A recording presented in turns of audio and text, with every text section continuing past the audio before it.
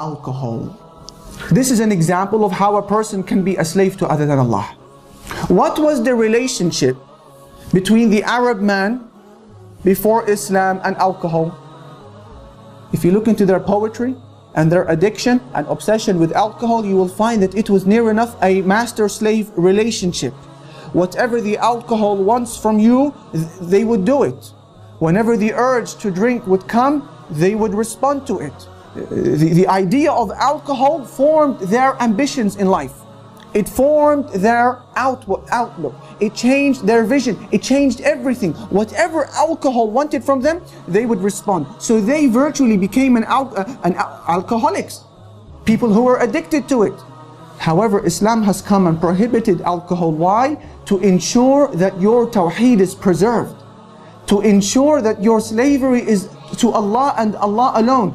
See, the prohibition of alcohol is not simply because it intoxicates the mind, it gives you a headache, it makes you sick, makes you fornicate with family and whatnot. These are some reasons, right? But if that was the only reason why alcohol was prohibited, then our Sharia would have said to us, it's okay if you drink alcohol, just maybe a glass full.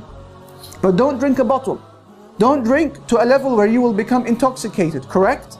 But we know in our deen that drinking a drop of alcohol and a bottle is the same. Therefore, we understand that the wisdom behind the prohibition of alcohol is something other than just intoxication. It is fundamentally to preserve your tawheed, your oneness, the oneness of your worship to Allah subhanahu wa ta'ala, so that you don't become enslaved to it.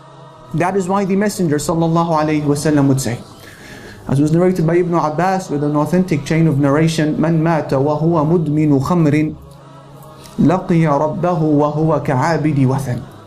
Whoever dies as an alcoholic, he said, will meet Allah Almighty as if he had worshipped an idol. Do you see the link between alcohol and worshipping an idol? What is the link? The link is that master-slave relationship.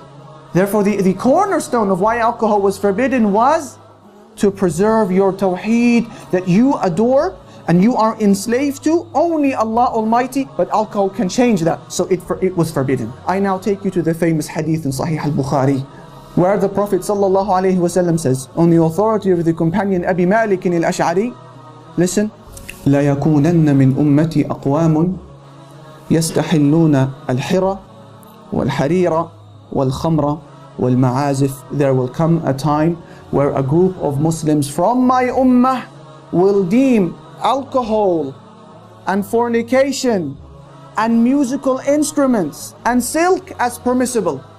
Doesn't this hadith increase us in our love of the Prophet sallallahu alaihi wasallam and our certainty in his prophethood and nubuwah? Look at how he singles out alcohol and music and fornication because their manipulative properties are incredible. These are the tools of shaitan that he uses to move people away from the slavery of Allah to the slavery of man and the slavery of his desires.